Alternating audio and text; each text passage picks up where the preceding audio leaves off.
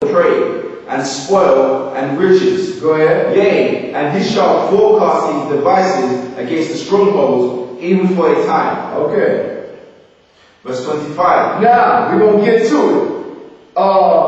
Read on down. Verse 25. And he shall stir up his power and his courage against the king of the south. Now listen, when it says verse 25, he shall do what? Stir up his power and his courage against the king of the south. Okay, by the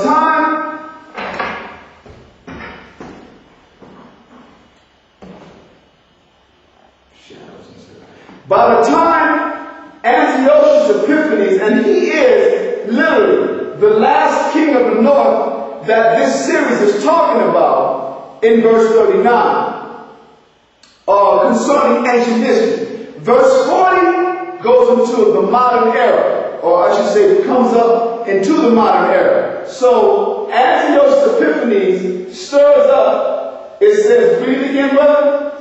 And verse 25, and he shall stir up his power and his courage against the king of the south. So Antiochus literally goes, and I'm going to show you what happened too.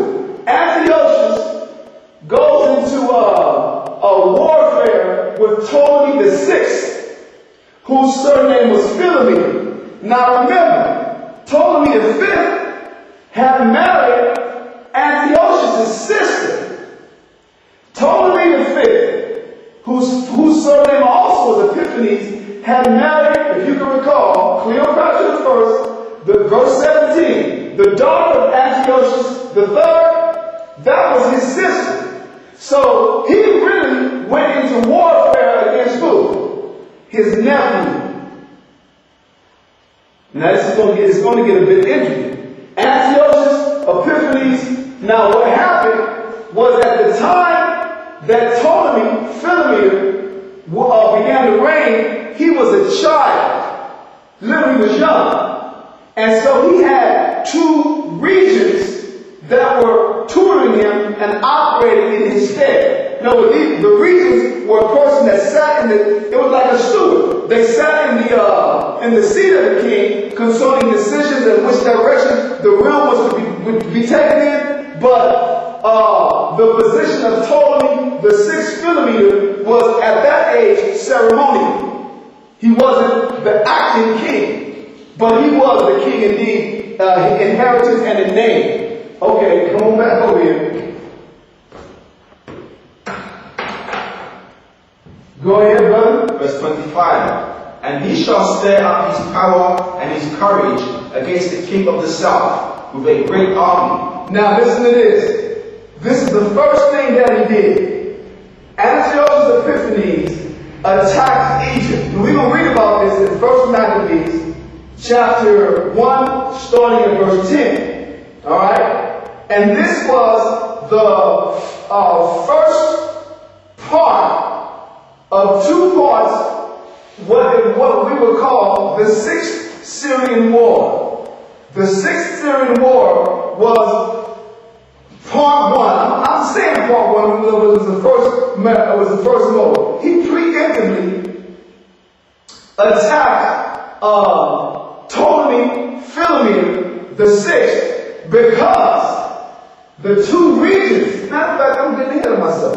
It's going to say it in the verse. So before you go to the Maccabees, read on down. Read it again from verse 25. Verse 25. And he shall stir up his power and his courage against the king of the south with a great army. Go ahead. Okay, go ahead. And the king of the south shall be stirred up to battle with a very great and mighty army. In other words, the king of the south, the Ptolemaic line under the regents, I'm not going to say the regents just yet, but under Ptolemy the Sixth, whose surname was Philometor. Go ahead. But he shall not stand, for they shall forecast devices against him. Now listen to this. When it says he shall not stand, let me tell you, Philometor didn't win this battle. I'll show you why. It says, for why? For they shall forecast devices against him. For they shall forecast devices against him. There was an interior plan going on. Go ahead. Verse 26. Yea, they that feed of the portion of his meat. Yea, they that feed of the portion of his meat, meaning people of his own cabinet. Go ahead. Shall destroy him. Now I'm going to tell you what it was. It wasn't no assassination attempt. You had two regions. I got the names written down. One of the names is Euleus, and the other one was Linnaeus. Euleus and Linnaeus. What they did, once Antiochus got into power, and king of the south, Philometor, Ptolemy Philometor, was young, they made a point to declare war on Antiochus Epiphanes and demanded the whole region of Syria, which was, I'm going to go back over to the map again, to the other map. It said, they that feed of his meat. You had Eulas and Linnaeus, Eulas and Linnaeus. They went and extended a declaration of war on behalf of Ptolemy VI Philometor to Antiochus Epiphanes, demanding this region be returned to Egypt. Because at the time, you know what I mean, Antiochus, remember, you remember, in the 5th Syrian War, Antiochus had recovered, but he got kicked out of Cyprus by the Romans and all his region. So he had recovered, but this area he had. So the two regions that were ruling in the stead of Philometor in his youth demanded this. So what Antiochus did, he attacked him preemptively, and that's what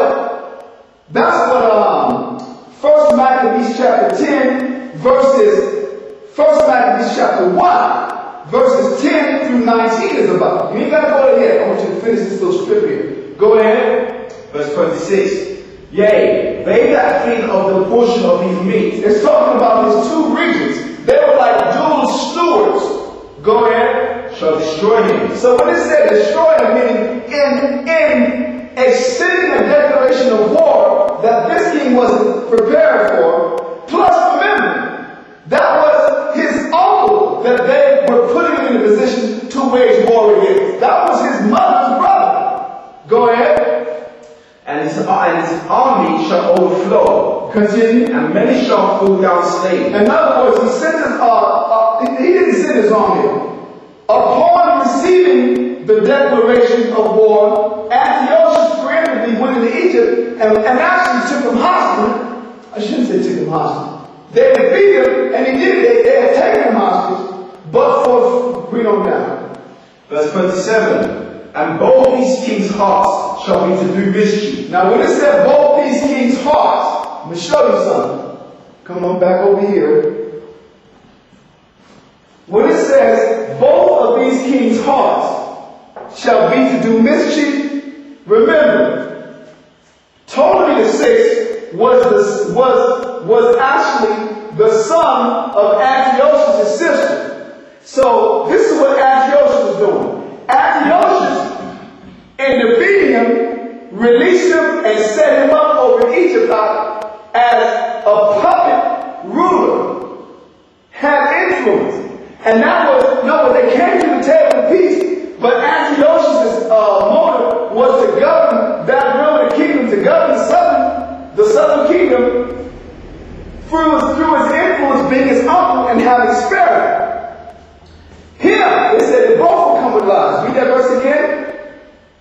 Verse 27. And both these kings' hearts shall be to do mischief. In other words, that was the mischief on the king of the north's part. Concerning the king of the south, he had no intention of being set up or continuing as a puppet under his uncle. Instead, what he did, he made a deal with his younger brother, whose name was Ptolemy VIII, who had the surname Elhetis or Physcon, spelled with a PH, Physcon. In other words, not this Ptolemy, but he ruled for about 7 years, maybe longer, with his brother Ptolemy VIII, whose surname was Elhetis or Physcon. So we go down. Verse 27. Now let's say this. Now let's go read about that. You got to go to, I'm going to help you.